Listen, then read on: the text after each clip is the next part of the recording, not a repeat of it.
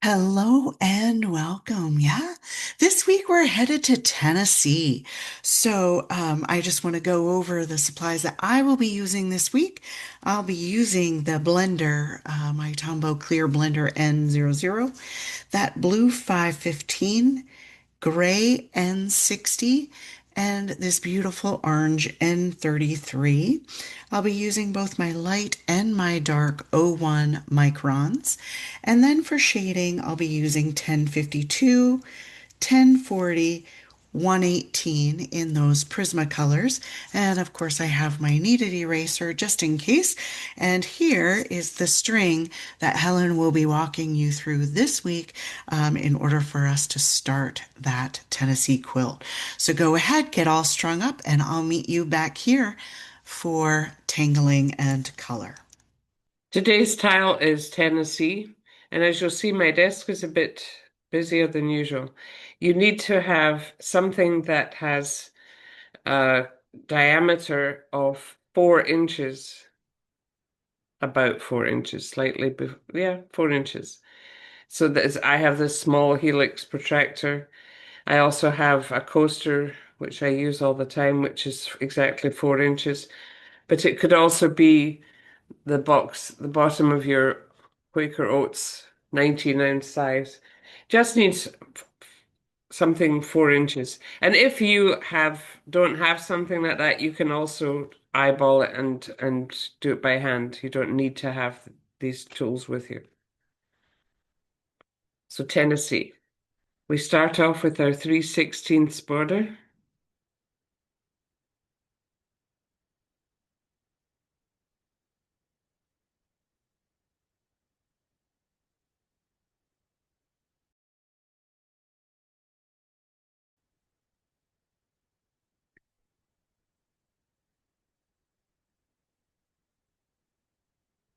Count in three.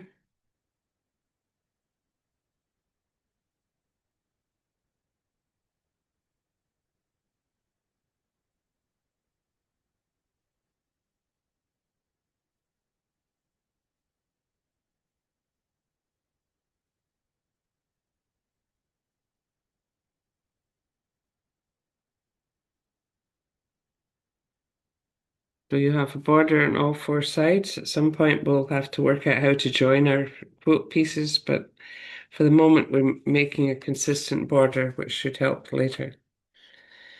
Next, put your ruler with the zero next to the line on the left, the border on the left, and draw a mark just past the one. And then put your ruler to the three on the right, and then just going in from the right-hand side, just past the two, do a line. Down at the bottom, I guess we can reach it.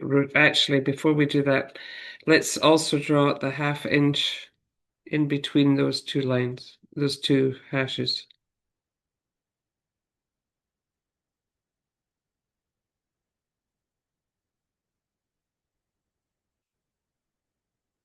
Put it at the zero, just past the one, put it at the three, just past the two, and then draw 1/2 inch.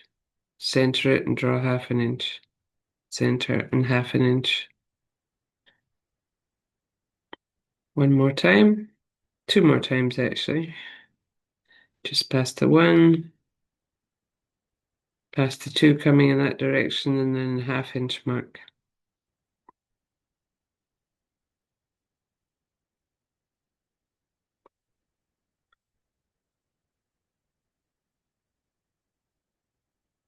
Just past the one, just past the two, 1/2 inch mark.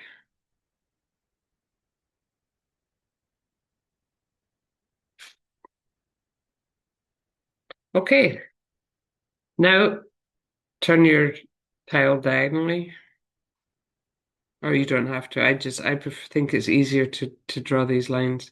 Put your line at your ruler at the second hash mark you have there, the 1 inch, and join those two lines. Then do the same thing on the next side.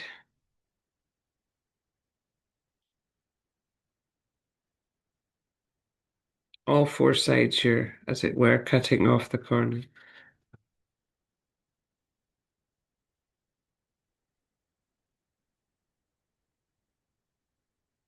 Now straighten it up. Go to your first half inch hash mark and draw a line that comes in to that diagonal that you drew from both sides. Then rotate your tile. Do the same thing. And you'll start to see that we're forming little half-inch squares in each corner.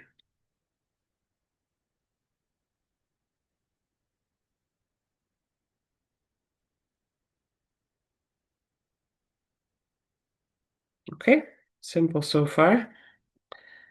The next thing you're going to do is you can either do this with your compass. I can show you that first.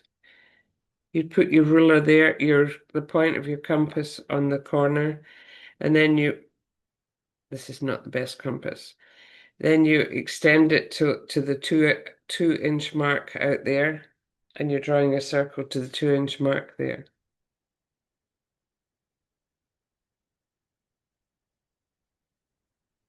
Or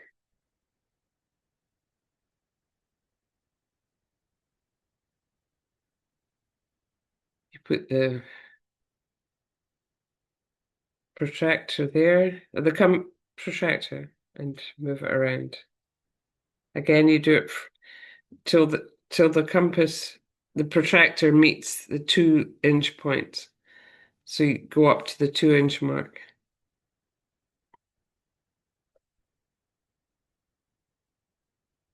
It doesn't actually go from the point down here, but that's fine.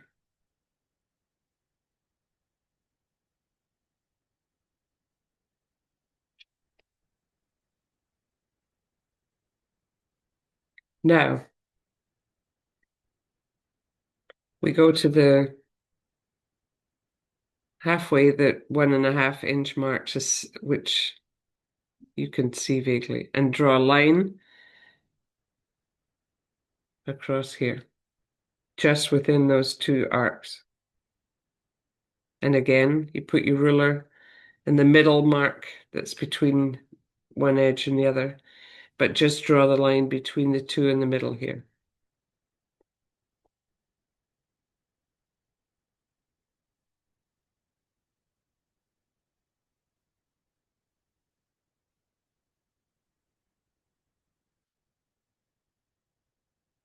I didn't say, but when you got to this point, if you didn't have a compass or something round, there's cups or mugs or bowls. I found many things that worked for my kitchen. You can try to hold your hand in one space and rotate your tile to try and make that arc. It doesn't have to be perfect. It just you have to have the idea of it. And I can see I made a mistake here. I drew right to the edge. I should only have drawn within those two arcs, sorry. And that's our Tennessee tile. All right, so we're all strung up, and as usual, we offered ourselves a string, but I don't want those lines to kind of be real prominent. So I'm going to go ahead and warm that kneaded eraser up, and then I'm going to just go ahead and dab some of that graphite off of my tile so that I still have my string to work with, but it's not a really loud voice that I'm going to be worried about it popping through um, my ink. All right. So the first thing that I'm going to do is I'm going to start with that gray, my N60. And this week again, I'm going to opt to lay down my palette directly onto my tile and then soften it with my blender. Now, you know, if you've been with me from the get-go, we've gone through several different options of how you can go ahead and lay this down. And if you're not using markers at all, whatever medium you're using, always choose to do you. So I'm going to go ahead with that gray, and I'm going to go right in between in these big kind of peaked sections and start right there with that gray, outlining that section. And then once I have that section outlined, I'll go ahead and tone it down and soften it up with that blender. So in essence, just laying that palette down that I'll then be able to soften and tone down with the blender. Circular motions, allowing that blender to kind of manipulate that color and blend right into the center of that section. And because this is such a large section, that ink isn't blending too far into the center. So I'm going to go ahead and take my blender directly to my marker right on the tip of my actual marker and grab some ink that I can then manipulate into that space, soften it around, tone it up, and grab that color into that space. So again, I'll start by outlining that peak and then adding more ink as necessary into that space.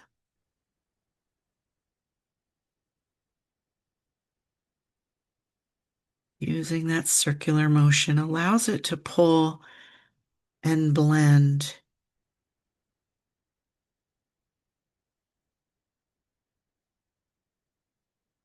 into the center.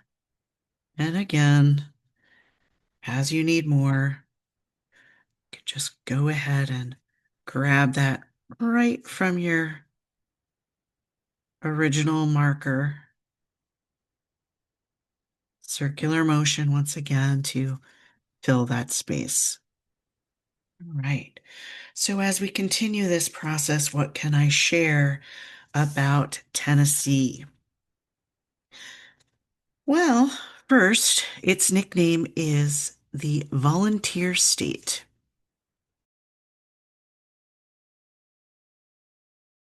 And that is due to the so many people that signed up and donated their time and efforts to fight for our country. The volunteer state, I honestly had no idea that that's how they got their name. So that was fun to not just know what their name was, but their why behind their name. It's pretty fun.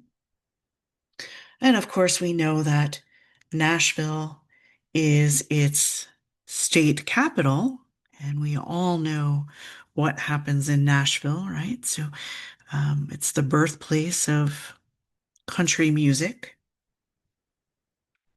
So it has that going for them.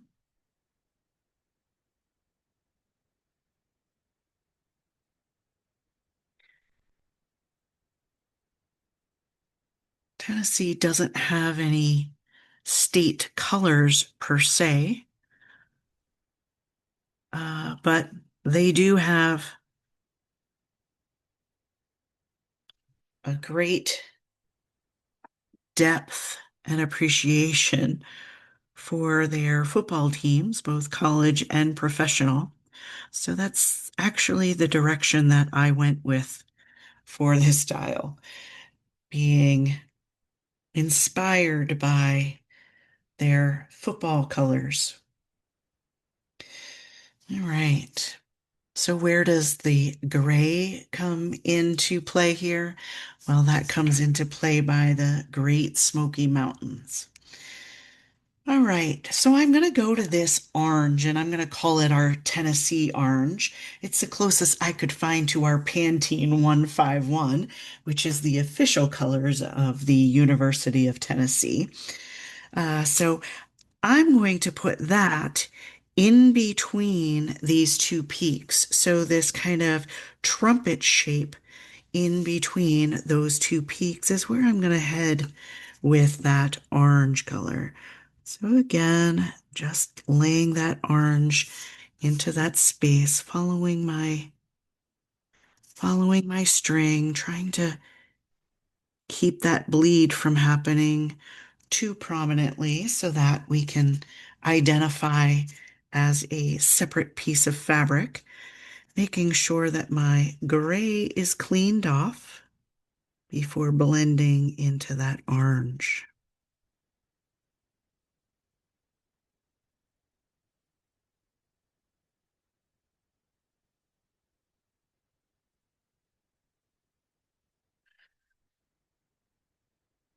So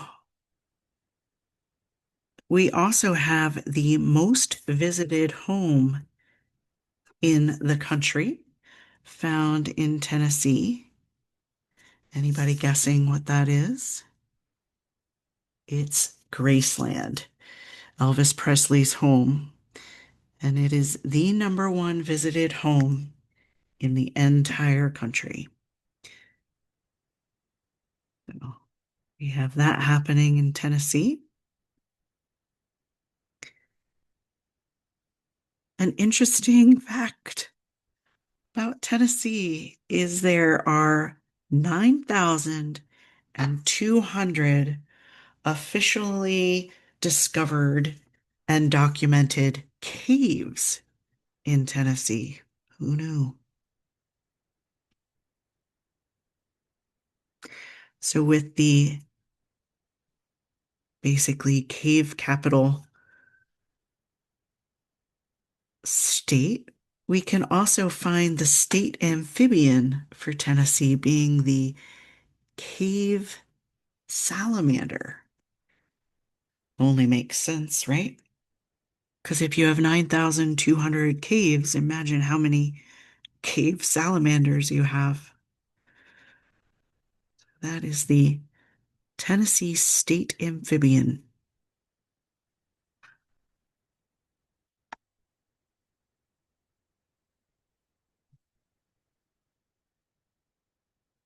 If you like cotton candy and Mountain Dew, you can think Tennessee for that.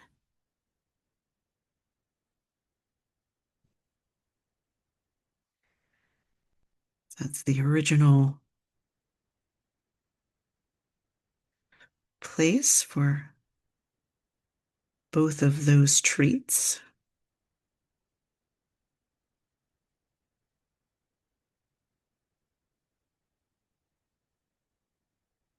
As I'm going through these, I'm wiping off my blender for the next color, which is our blue. So with my blue, I'm going to go into these rectangular shapes all the way around, these kind of orange trumpeted shapes. And again, outlining right up against that string line. And if you start back at your original orange space that you did, you should be dry enough to avoid any of that bleed layover that sometimes happens. Again, just make sure your blender is clean before going in and toning that blue down. So this blue is maybe a little darker than our Titan's blue, but this is what I had in mind when I chose it. So that's where that's where our blue is coming into play. So our Tennessee Titans are making an appearance into our state quilt.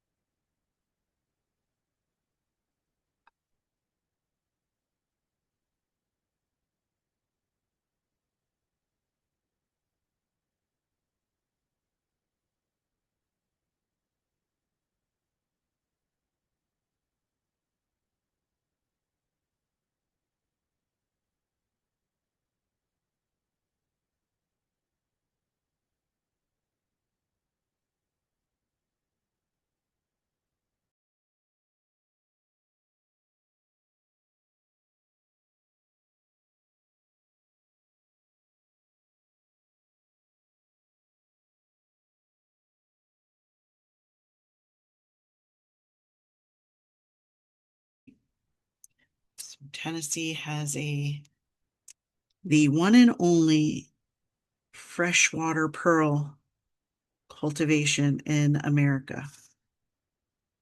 Therefore, it is the official state gem.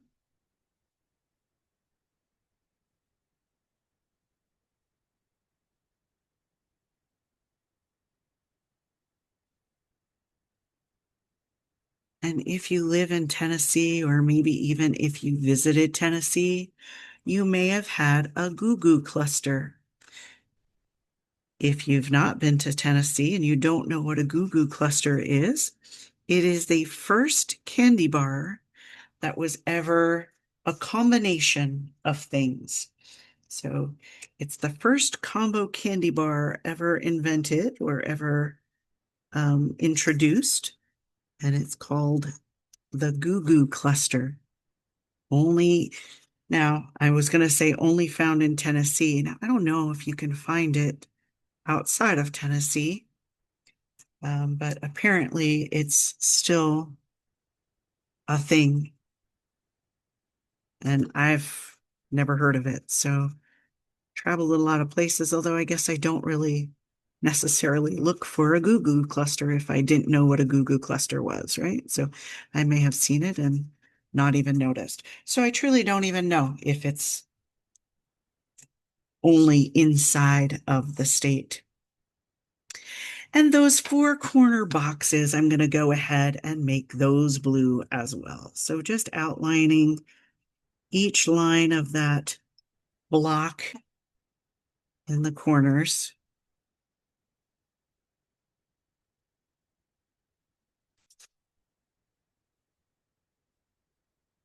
Toning them down as well.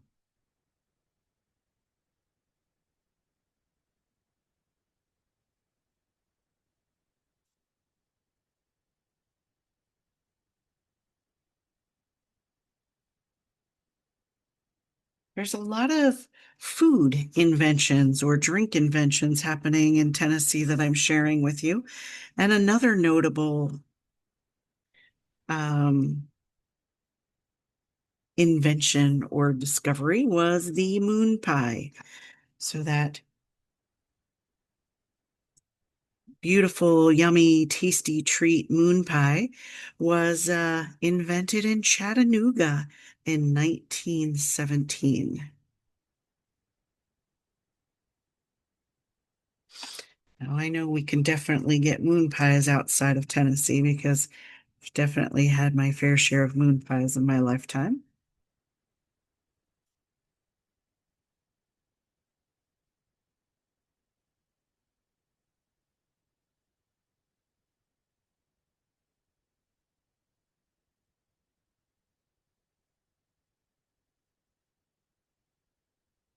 So, why is the University of Tennessee's color orange? I found this interesting. Well, of course, orange signifies energy and enthusiasm and determination. But apparently, on Campus Hill, there is a whole hill of American daisy flowers that are bright orange.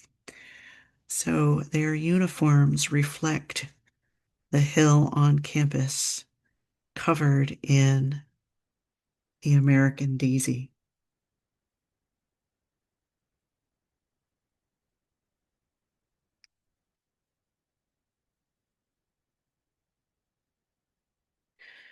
All right.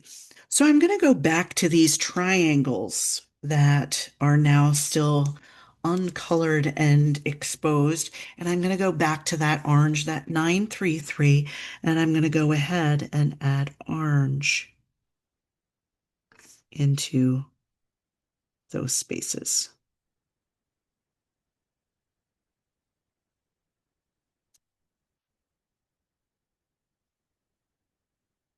Making sure you get that blue off of your blender before you head on in there. We want to make sure it's orange, not brown.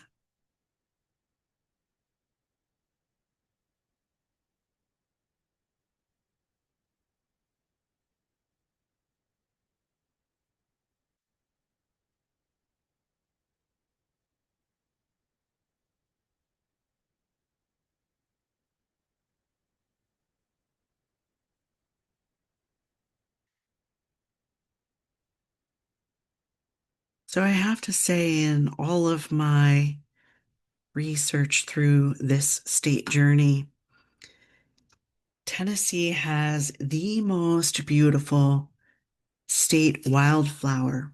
It's called the passion flower, and it is beautiful. And it's just a wildflower that apparently can be found throughout the state, growing just randomly.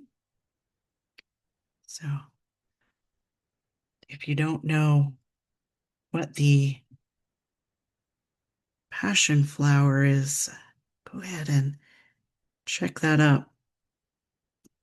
Very beautiful, especially for being wild.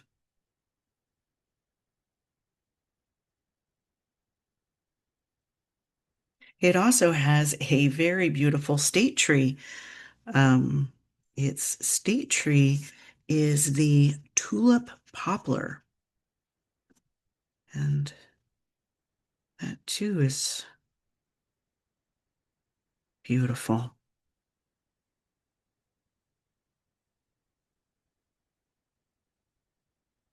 I love the shape of this quilt. The arches and the straight lines coming together and playing so beautifully.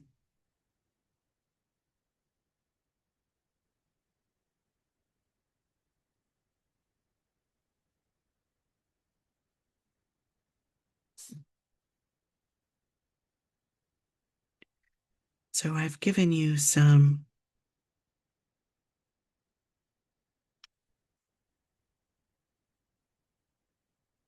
tips or facts, I should say, about Tennessee. I'm going to go into that center and just offer a blue square right into that center. Grab that blender, make sure it's cleaned off. So anyway, as I was saying, I've given you a lot of fun little facts about Tennessee. And as you were listening to all of these, did you have tangles that were popping up into your head as far as where you would be going with this? So again, I'm just choosing any one of my colors to add that border along the outside edge. And I'm opting to continue with that orange. Maybe not a great idea because I now see that this tile is pretty orange, but that's okay.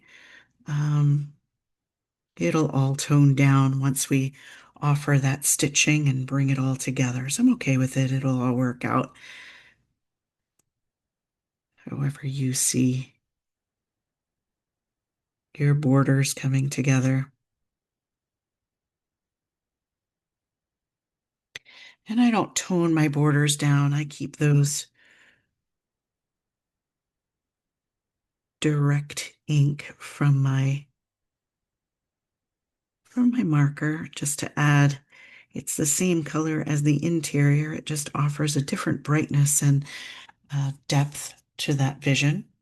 And then I'm going to go ahead and pick up and add that ink, whatever color you have, to your tile's edge to take care of that white scalloped edge that as you place these tiles or quilts together, if you will, that white edge just beams. It's almost fluorescent. So I'm just toning those sides down, and then I'm going to go into that corner and I'm going to take my gray and offer my gray to the corner.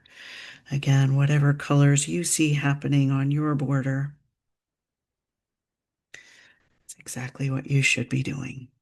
So there we are, Tennessee, all inked up and looking all spiffy in its University of Tennessee and Titans and Smoky Mountain colors. And I'm going to go to my ink now, or my tangling. So yeah, we had quite a few tangles to choose from this week. Where did I go with all of this? I'm going to start once again in these gray sections because they're the driest. We once again offered quite a bit of ink or yeah, ink color onto these tiles this week. So our gray is pretty well dry. I'm going to start with that light gray. And I'm going to add some moon pie. So here we go. 1917 moon pie is going to fit into each one of these little peaks. So I'm going to begin with an arch that goes from side to side. And then I'm going to aura either under or above, depending on how that arch fell for you. Do you want to tone it back or do you want to keep it large? And then I'm going to leave a little bit of space and add another arch. And then I'm going to once again aura that. Top or bottom, doesn't matter. If you want to make your space a bit smaller, then you want to go ahead and work from the inside. And now once I have those, I'm going to aura one more time, but this time I'm going to just kind of keep it thin. So I'm going to have three auras kind of right in a row, creating two similar spaces. It doesn't really matter how far out you go with that. But now that I have that, I'm going to actually work all the way around and build that structure all the way around in each one of those triangular peaked versions. And notice that I'm kind of pulling from one side to the other just to try to keep the auras similar in spacing.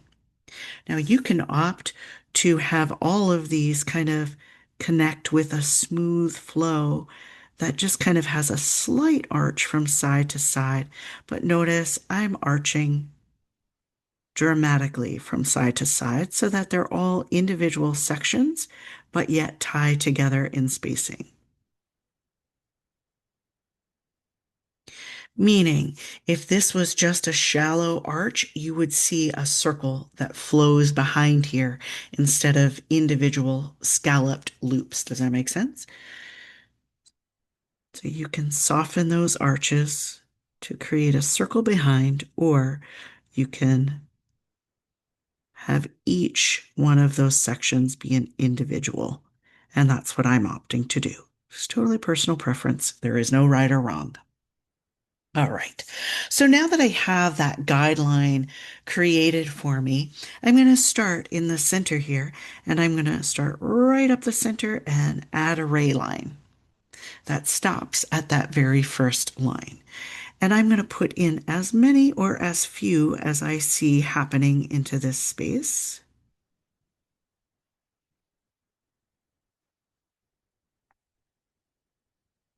And once I have them, I'm going to round them off across the top. So just adding a U across the top to kind of tone down that sharpness and round out those lines. And again, I'm going to do that in each one of those first scalloped spaces. And it doesn't have to match. It doesn't matter if you have four scallops in one, or I'm sorry, four ray lines in one and six in another.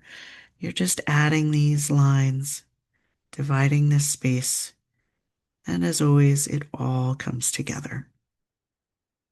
If you want to count your lines and be real meticulous and balanced, by all means, have at it. Otherwise, just divide that space and scallop across the top.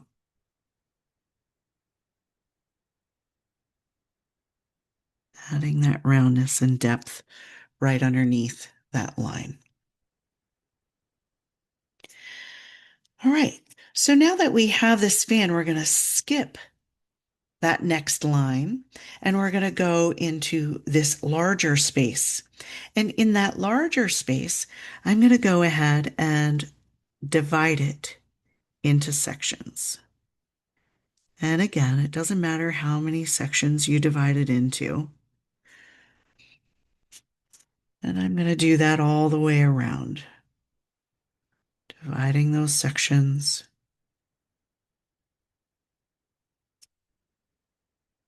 however they fall.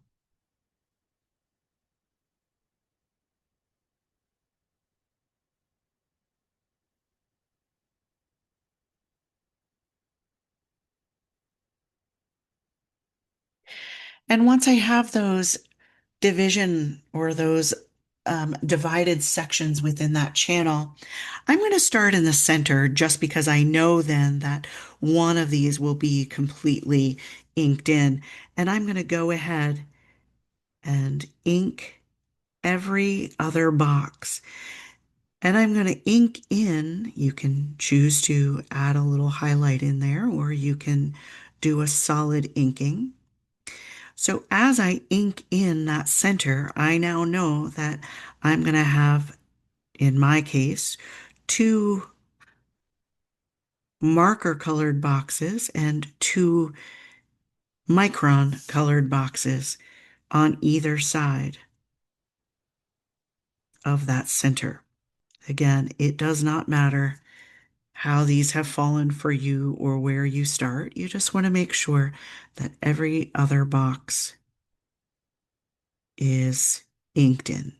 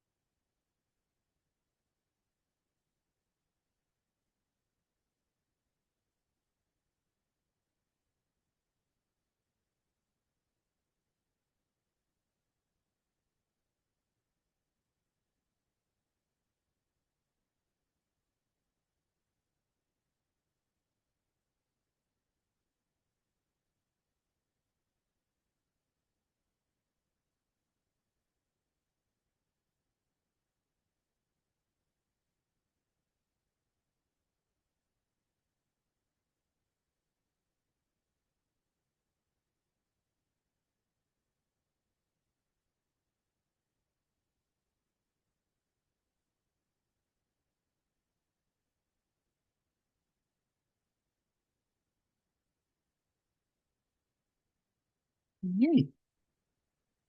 So now that we're inked in, we have two auras above that. And I just like that little space that happens in between there. And I'm going to go to the next. So I have a space that happens in between there. And then I'm going to go ahead and ink that second aura in as well. So just going in to the top and middle line and inking all the way around in that channel.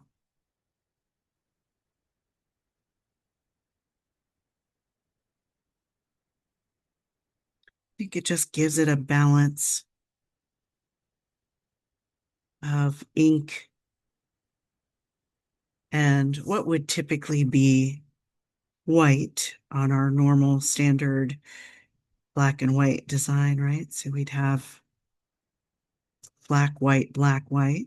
Here we have light gray, dark gray, light gray, dark gray, just by how we've done the color on this.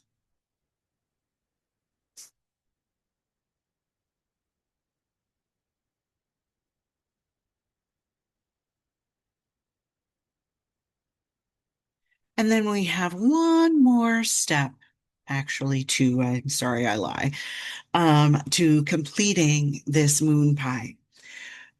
What I'm going to do now that I have these beautiful dark channels all the way around is I'm going to sit a row of perfs right on top. So these orbs that fall right in line, that sit right on the top of that channel. And I'm going to ink up into those interstices where that rounding occurs. So I like to start in the center. Anytime I'm trying to balance something or make sure I have a visual of a line or a channel, or I always start in the center so that our we're sure to have one visual that's complete because you never know. I mean, you could be doing three large uh, perf orbs across the top, right?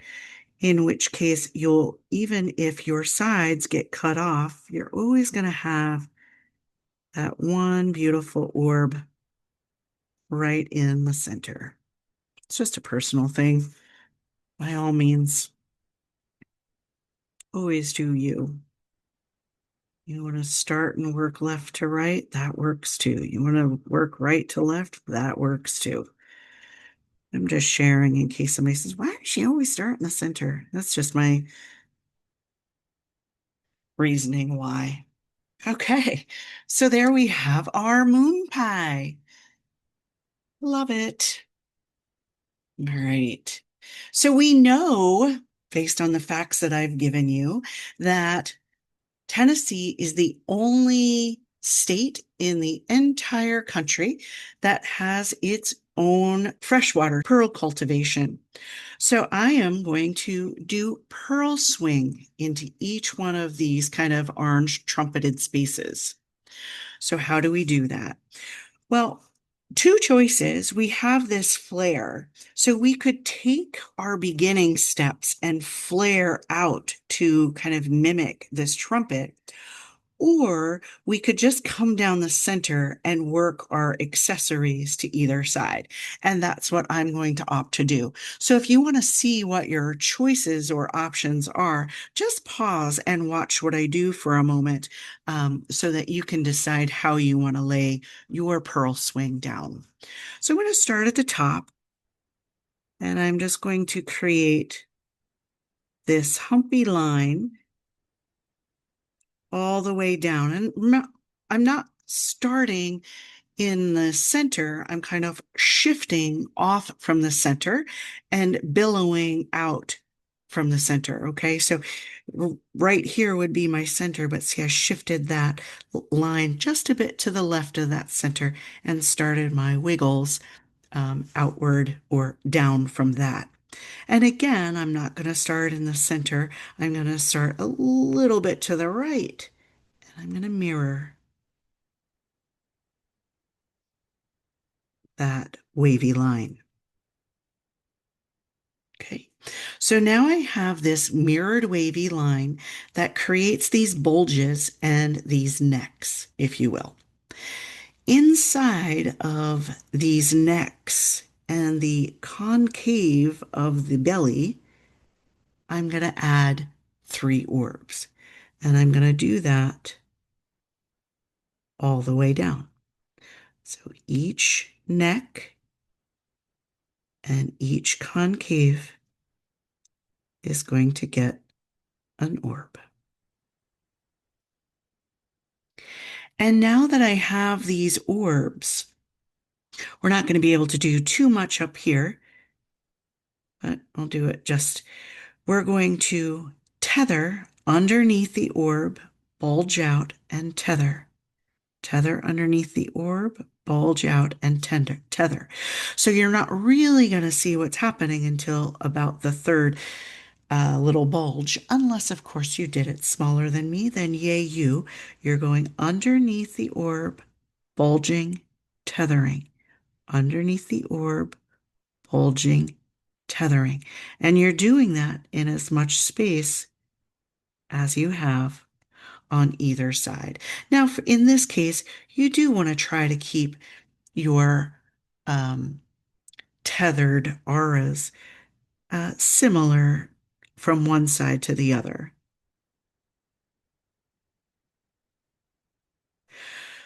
So down below, I don't have another orb channel to tether to. So I'm just going to tether underneath and arch out.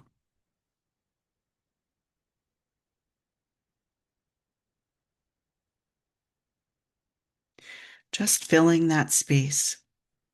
And there is our pearl swing. So let's do that again. I'm going to start just off from the center to the left. And I'm going to work my way down, and I'm opting to work in a straight line. I'm not bulging to fill the space so that I have enough space to work these tethers. But by all means, you could blow these bulges out from side to side and fill that space up and be done. And then I'm going to mirror and do those bulges on the other side. In that neck, I'm going to add a little orb, and in the concave of the belly, adding another on either side. Gonna do this all the way down.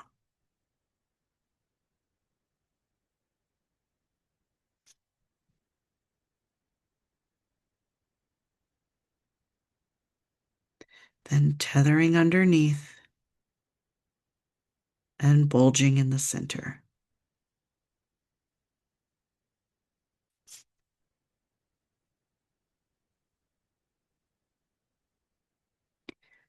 Again, trying to keep these tethered aura lines a bit more structured, so I'm counting as I fill up that space in hopes to being able to replicate that on the other side.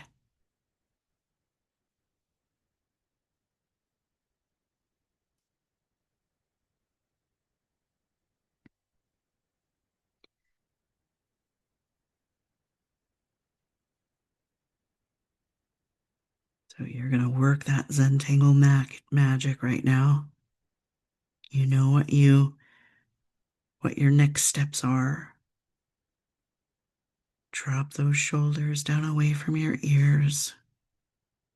Unhinge that jaw. Relax and enjoy.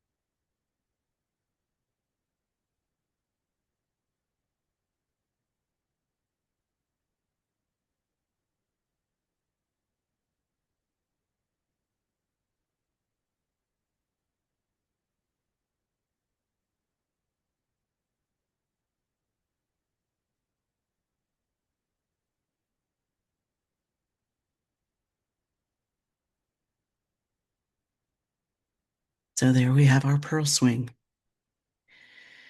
representing our freshwater pearl cultivation. All right.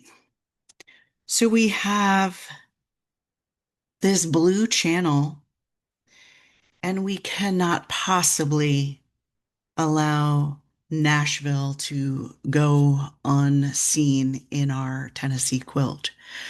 So I've chosen the tangle Sing for Me to add into these kind of rectangular spaces. All right, so we're going to start by adding 5 lines um, into this triangle, into this rectangle, I'm sorry. And I'm going to do my first line right underneath that orange section. So 1, 2, 3, 4, 5. So I have 5 lines. Two of them kind of disappear because it's right underneath where we've added our um, our ink and kind of, if yours is anything like mine, have kind of bled together to create this dark line, but that's okay. So I have 5 lines representing the treble clef. Yeah. Sing for me. And now I'm going to take vertical lines and I'm going to just draw random vertical lines throughout this section.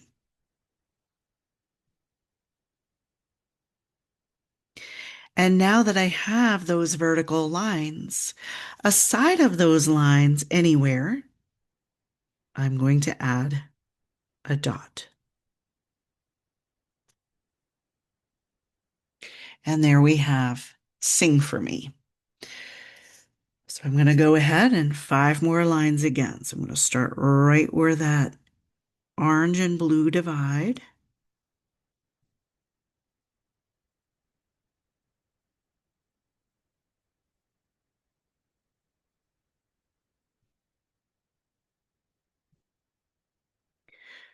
Dividing those lines with vertical lines, however you see them happening. There's really no method to the madness for this. It doesn't matter how far up they go, how far down they go, and it doesn't matter where your dots go.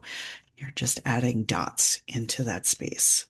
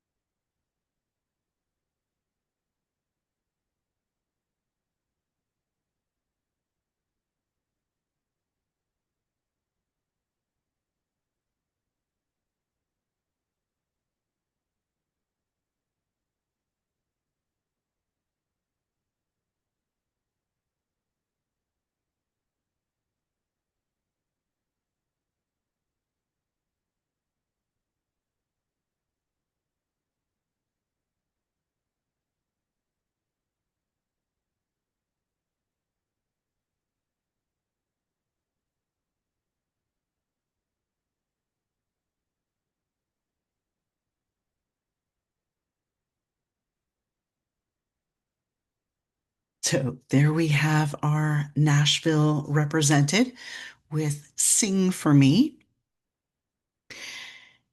And we have several other spaces. We have 2 orange triangular spaces. I'm not going to do anything with those. But inside of these blue um, little boxes, I'm going to squeeze in some cluster for our state candy bar, the Goo Goo cluster. So I want to start by adding orbs, randomly sized orbs into this space. And I'm going to fill the space so that it looks like I've cut the fabric and this is what I have left, right? And then in between these little sections, I'm going to add 4 little orbs, or as many as I can, into my space. Again, we've cut the fabric, right? So we may not be able to fill the whole thing, right? That's okay. Anywhere you have those interstices, we're either going to ink in the background or add tiny little orbs to fill that space, which usually operate in clusters of 4. And now that we have these orbs placed, we're going to create these little clusters or line details with them. So I'm going to pick anyone, and I'm going to add a line down the center. And from that original line, I'm always going to start at the top and aura, mimicking the arch of that orb. So it's almost like garlic clove in that you're always starting at the top and the bottom, except we're starting with our orb first and filling that in. So now that I have one, I want to shift my tile so that my orb looks like it's falling in a different direction. So changing that starting line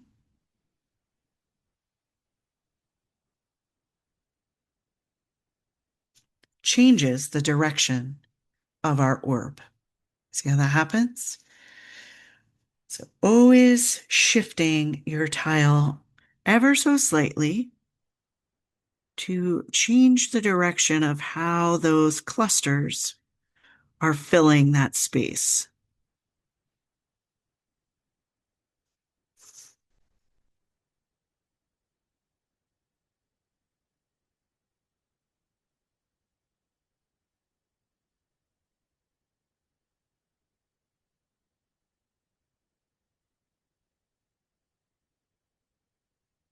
Doing what you can see.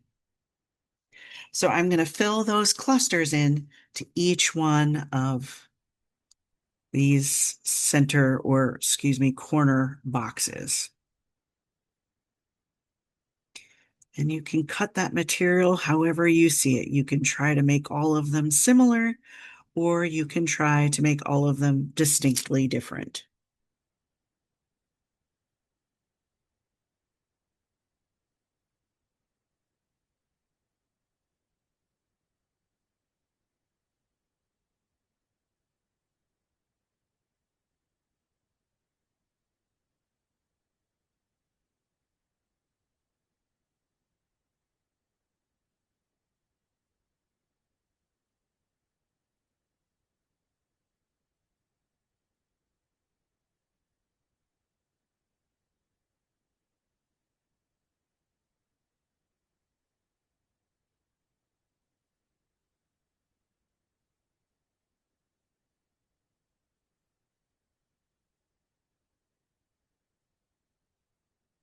Being mindful about ever so slightly changing that direction, which gives you a completely different direction of how that cluster is falling, right?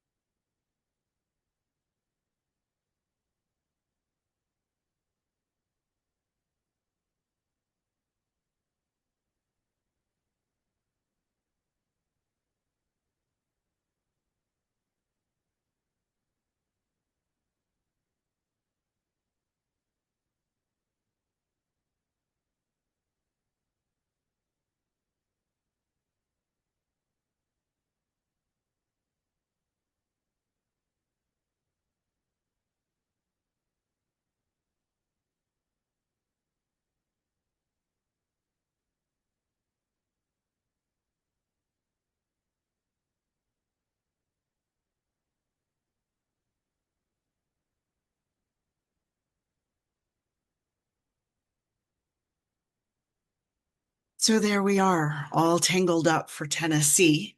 We have our moon pie for moon pie invention. We have our freshwater pearls. We have our music represented for the country music birthplace. And we have our clusters for our goo goo clusters.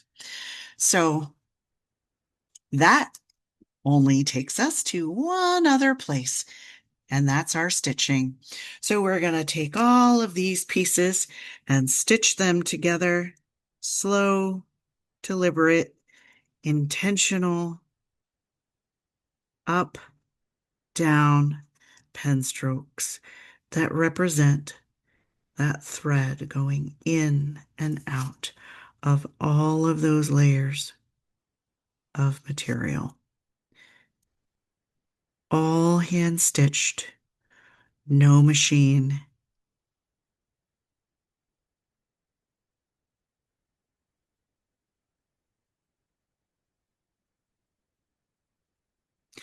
Offering grace with each tail that falls from your pen as we rush to complete the vision. Slow down, take your time, embrace the journey. Because up until this point, right here, it's just another Zia, right?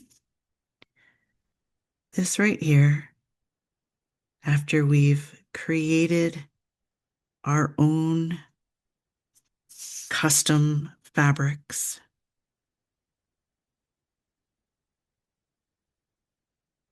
this right here is what turns it into a paper quilt and not just a Zia.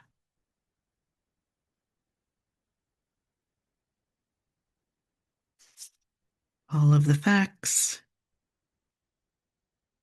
and information that we learn along the way with the tingles that represent all of those facts. Well, not all of them, but some of them. We'd have busy, busy quilts if we found a tingle for every fact, right?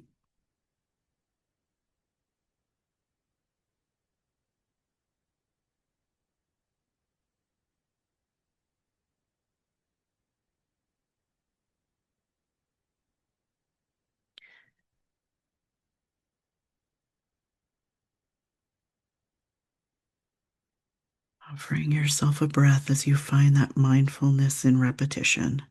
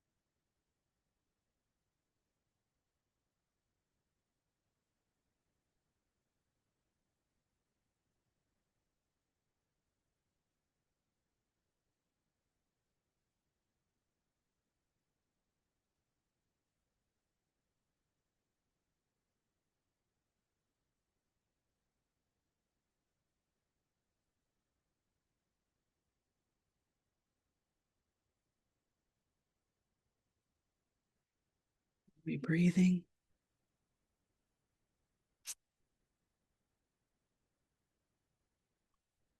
Where have those shoulders crept up to as you begin this journey?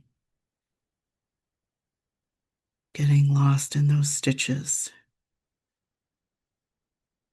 Don't forget your borders.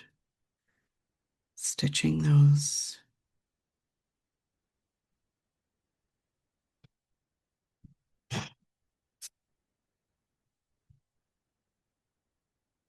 You know what you're doing with your tiles and putting them together. Stitching the outside edge is an option as well.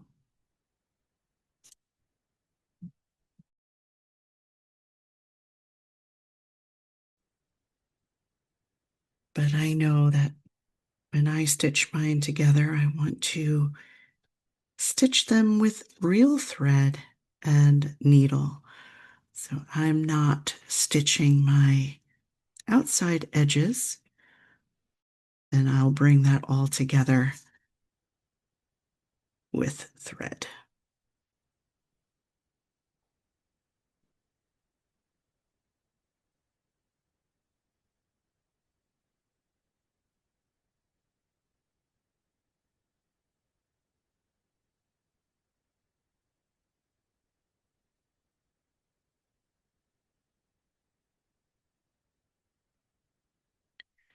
So there we are, all stitched up.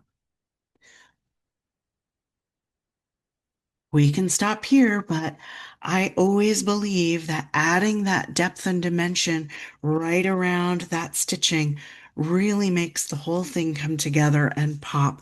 So I'm going to take my 1052 and in those the great smoky mountain spaces of gray, I'm going to go ahead, circular motion right around those stitches and offer some depth.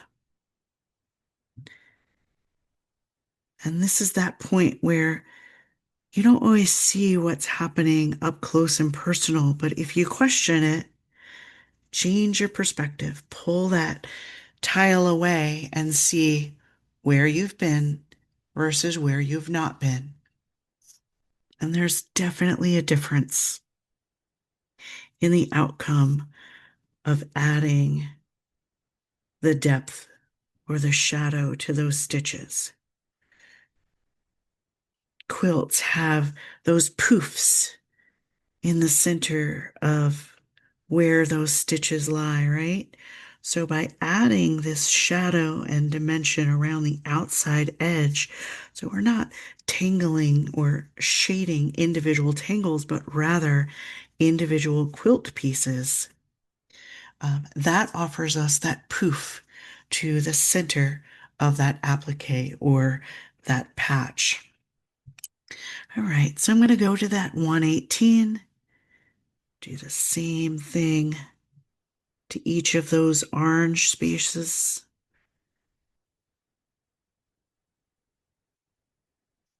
So every time that needle goes up out of the material and back down into the material, it creates this ever so slight little pucker. And this pucker is what gives us that depth and that shading all the way around that quilt. And that's what we're trying to replicate in this step.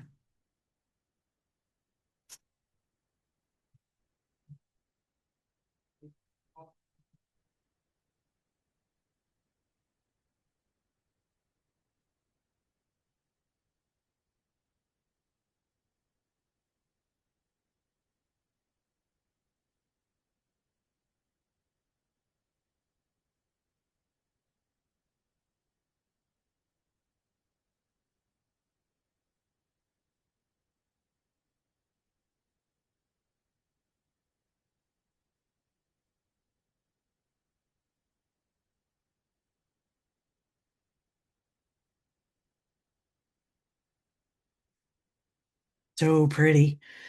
And then that 1040 is what I'm going to use into those blue sections.